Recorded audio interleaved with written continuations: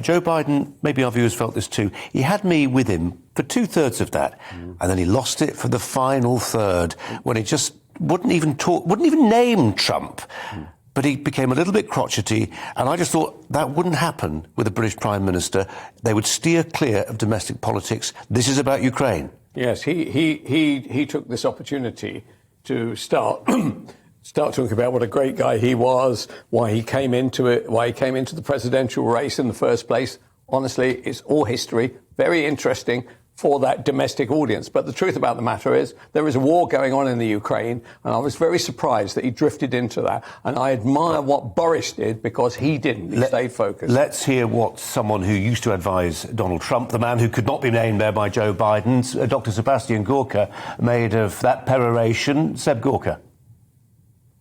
Doddering old git. I mean, really, I completely agree. Just before he went into domestic politics, we have a rule here on both sides of the aisle. As soon as you leave U.S. territory, you don't talk domestic politics. You just don't do it at a NATO summit. Beyond unseemly. And before he got to that, he said this thing about, well, if there's use of chemical weapons, what will NATO do? He actually said, we will respond in kind.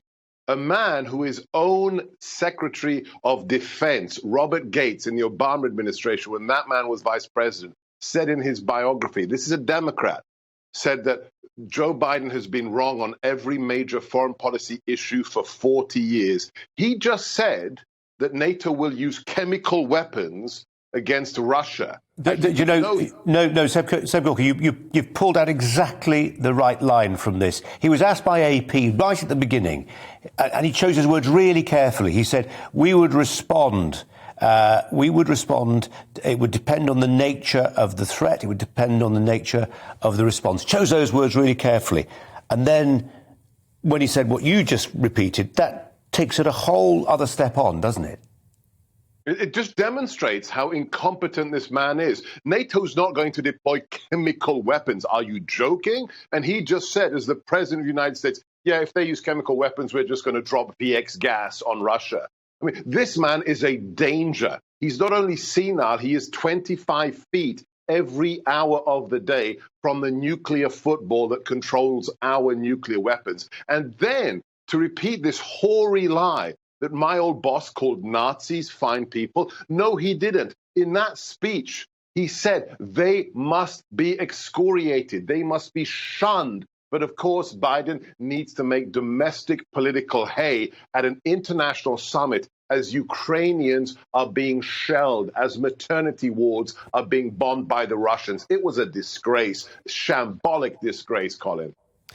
Seb, I just want to put another point of view, which is he's trying to hold the ring for the West. We get deluded sometimes into thinking the whole world is again Vladimir Putin. And actually, that's not how it divides if you look at the list of global nations. And it came across there when he was asked about whether Russia should be ejected from the G20. He said, yes, they should. But, Indonesia and others don't agree. So whatever else he's got to do, he's got to try and hold this international community, which is massively divided, straight down the middle. He couldn't organize a knees up in a brewery. OK, that's who he is. This is the man whose administration said from the State Department, yes, that's a great idea, Poland. Give the Ukrainians your MiG-29s and we'll give you F-16s in replacement.